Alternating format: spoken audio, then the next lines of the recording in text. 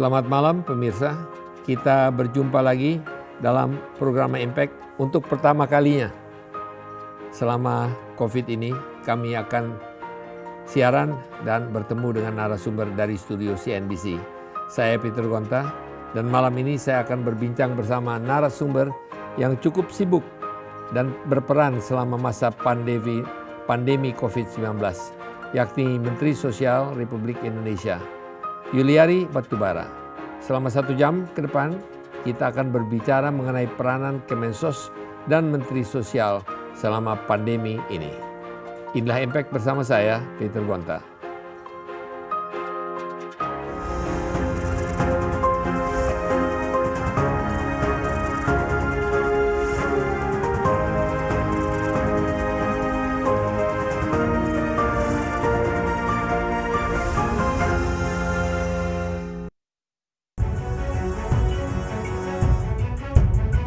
Bapak Juliari Peter Batubara, Menteri Sosial. Juliari Peter Batubara, pria kelahiran Jakarta 22 Juli 1972 ini, resmi ditunjuk Presiden Joko Widodo menjadi Menteri Sosial Republik Indonesia periode 2019-2024 pada 23 Oktober 2019 lalu. Juliari dikenal sebagai politikus Partai Demokrasi Indonesia Perjuangan atau PDIP. Ia sempat menjabat sebagai anggota DPR dalam 2 periode masa jabatan untuk daerah pemilihan Jawa Tengah 1. Kini, Juliari juga menjabat sebagai Wakil Bendahara Umum pada periode 2019-2024 dalam partai berlambang Kepala Banteng itu. Selain sebagai politikus, Juliari juga dikenal sebagai pebisnis ulung. Hal tersebut dibuktikan dengan menduduki sejumlah jabatan penting di beberapa perusahaan. Ditambah lagi, pria yang kini berusia 47 tahun itu juga sempat menjadi Ketua Harian Asosiasi Produsen Pelumas Indonesia, serta Wakil Ketua Komite Tetap Akses Informasi Peluang Bisnis Bidang UMKM Kadin pada 2009 hingga 2010. Di tengah badai pandemi COVID-19 yang menghantam tanah air, amanat menjadi Menteri Sosial menjadi begitu menantang karena bantuan sosial begitu dinanti oleh sejumlah masyarakat yang terdampak pandemi corona. Seperti apa seorang Juliari Batubara menjawab tantangan tersebut? Bagaimana pula cerita kesehariannya? Saksikan dalam Impact with Peter Gonta malam ini. Kita sudah bersama dengan Bapak Menteri Sosial, Pak Juliari Batubara. Apa kabar, Pak? Apa kabar? Selamat malam. Pak Baik, Juliari, terima kasih. sibuk pasti? Ya, kondisi seperti sekarang nih Pak Peter memang pace daripada pekerjaan kita memang meningkat cepat ya. Artinya saya kan dilantik Oktober ya, minggu keempat gitu. Oktober, November, Desember, Januari, Februari kan udah mulai tuh ada alert lah COVID-19 di negara-negara tetangga kita masih agak sedikit relax lah gitu. Dan begitu udah first week March itu udah langsung langsung pace daripada kerja kita di kabinet ibaratnya langsung ke gigi 5 itu. Jadi ya memang sesuatu yang nggak dipredik sebelumnya kan, tidak dipredik sebelumnya. Terlalu rileks? Ya nggak juga ya, sebenarnya memang ini kan satu kejadian yang scale-nya itu meningkatnya itu cepat sekali begitu, ya. Ibaratnya dari yang awalnya mungkin kita nggak hanya kita lah mungkin Pak Peter ya, most of the whole world ya. Itu seluruh dunia. Iya, merasa oh ini could be contained lah within couple of months gitu kan. Then overnight boom, ya kan, semuanya kena impact. Impactnya? Ya. Kenapa saya mengatakan demikian? Saya ingat Pak Menteri bahwa pada tanggal 9 Maret saya melakukan tweet di Facebook. saya mengatakan di situ bahwa Indonesia berada dalam satu keadaan yang harus diperhatikan dan serius menghadapi COVID ini. Pada saat itu belum COVID-19 namanya, coronavirus. Coronavirus. Nah, kemudian oleh pemerintah saya dibully justru oleh gitu ya? pemerintah. Saya dibully. Saya dikatakan Peter Gonta itu berlebihan ngomongnya.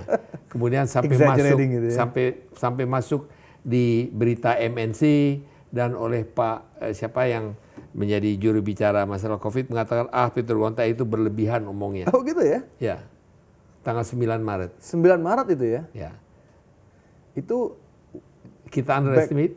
back when the really yang serious started ya. I remember tuh back in early March itu kan mulai kita agak harus berpikir nih kita harus ada special programs gitu untuk itu. Yang dibilang terlalu rileks juga mungkin enggak sih Pak Peter, karena kembali lagi tidak ada yang menyangka kok, kalau menurut saya gitu ya. Betul. Tapi politik enggak ada yang menyangka begitu. Ya. Saya mau kembali dulu ke masalah atau bukan satu keterangan yang paling penting Pak Menteri, Kementerian Sosial. Kementerian Sosial, apa tugas utama daripada sebuah Kementerian Sosial? Mungkin itu perlu kita jelaskan dulu, karena semua orang sekarang hanya mengatakan Kementerian Sosial urusannya hanya Corona dan COVID. Tapi apa sebetulnya peranan Kementerian Sosial? Ya, jadi Pak Peter, Kementerian Sosial itu sebenarnya lebih idealnya disebut Kementerian Urusan Sosial gitu ya. Jadi makanya kalau in English itu kan Ministry of Social Affairs. Nah, ya tentunya kita ini tugas fungsi utamanya adalah menyelenggarakan program-program kesejahteraan sosial, social welfare. Jadi seperti yang Pak Peter mungkin pahami bahwa khususnya di negara-negara yang emerging ya, yang even yang developed countries itu begitu bicara mengenai kesejahteraan sosial, social welfare itu kan memang sesuatu yang harus menjadi top priority daripada suatu penyelenggaraan pemerintahan. Oleh karena itu tidak hanya program-programnya itu selalu nationwide, anggarannya besar, karena tidak selalu atau selalu nationwide? Selalu nationwide. Dan tentunya anggarannya juga biasanya mendapatkan porsi yang besar, Pak Peter. Karena begini, mungkin juga karena COVID-19 ya. Kalau mungkin publik melihatnya sekarang itu kan lebih kepada Kementerian Sosial tuh equals to bansos gitu loh. Bantuan sosial. Ya. Karena memang kondisinya kena pandemi COVID-19 ini yang memang kita harus intervensi. Nah, padahal sebetulnya Kementerian Sosial itu beyond bansos juga. Dia harus bertanggung jawab tidak hanya perlindungan sosial, tapi juga harus bertanggung jawab bagaimana memberdayakan yang masyarakat yang keluarganya belum sejahtera. Oleh karena itu program-program kita tentunya di satu negara kan memang ada group of people yang memang memerlukan direct intervention dari negara, Pak Peter. Artinya memang mereka nggak mau seperti itu. Tapi yang memang kita lihat kondisinya bahwa mereka ini memang negara harus hadir. Karena juga secara konstitusi kita seperti itu. Negara harus hadir karena kalau negara tidak hadir membantu kehidupan mereka, ya tentunya mereka juga tidak mendapatkan haknya sebagai warga negara, yaitu ya menikmati juga menjadi warga negara tersebut. Nah, oleh karena itu program-program kita itu kalau bicara yang general population adalah kita bagi dua. Yang pertama yang sifatnya bantuannya tetap. Bantuannya tetap ini program kita yang paling besar. Jadi yang kita contoh nama program kita tuh bantuan pangan non tunai. Kalau di kampanye Pak Presiden itu kemarin disebutnya dia he referred it as a kartu sembako. Nama kartunya itu sebenarnya kartu keluarga sejahtera KKS. Nah, di mana kartu sembako ini e-wallet. Jadi ada 20 juta keluarga Pak Peter, penerima manfaat, beneficiaries dari program ini, yang setiap bulan mendapatkan 200.000 di top up ke e-wallet ini. Apa yang mereka lakukan, apa yang mereka bisa lakukan dengan kartu ini adalah mereka datang ke beberapa outlet, sekitar 100.000 outlet, yang kita namakan e-warung. Ini sebenarnya agen bank lah. Di situ dia swipe, dan dengan 200.000 ini mereka belanja barang-barang kebutuhan pokok, makanan lah, beras, kemudian telur. Mereka swipe, dapat Dia swipe, kan dia dapat uang atau dapat apa? Enggak, dia nggak bisa cash out gitu. Non tunai. Non tunai. Jadi dia swipe, nanti dia langsung kelihatan di situ Pak Peter, ada saldonya sekian. Ya. Kalau belum diambil sama sekali bulan itu ya 200.000. Nah 200.000 nanti si penjaga warung itu nanya, kamu mau belanjain apa aja? Dia swipe ini di warung ya? Di warung, 100.000 warung ada. Jadi ada edisinya Pak Peter. Pak Peter kan orang bank, tahu. Jadi non tunai. Jadi swipe, kamu mau spend the whole 200.000 atau part of the 200.000 atau bagaimana terserah. Yang penting you are entitled to 200.000 rupiah per bulan. Nanti dia belanja beras Pak Peter, ada sayuran, ada telur, ada buah bisa, ada daging ayam, ada ada ikan. Dan ini bukan kita yang mengadakan. Jadi Kementerian Sosial tidak ada pengadaan bahan-bahan ini. Ini semua warung-warung ini bebas membeli dari mana saja. Mau dia beli dari BUMN misalnya yang punya silahkan, mau beli dari supplier lokal silahkan, mau beli dari apa silahkan. Dan kita pun tidak meregulate soal suppliernya Pak Peter. Kita hanya peraturan Menteri Sosial itu harganya harus sama semua. Saya juga nggak inikan harga. Di peraturan saya, di peraturan Menteri Sosial, hanya yang kita state itu adalah 200.000 itu kamu dapat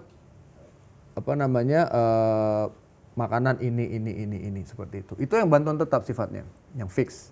Ya. Nah, ada lagi bantuan yang namanya conditional cash transfer lah. Kalau tadi kan cash transfer. Non tunai. Ya. Sekarang tunai. Yang sekarang tunai.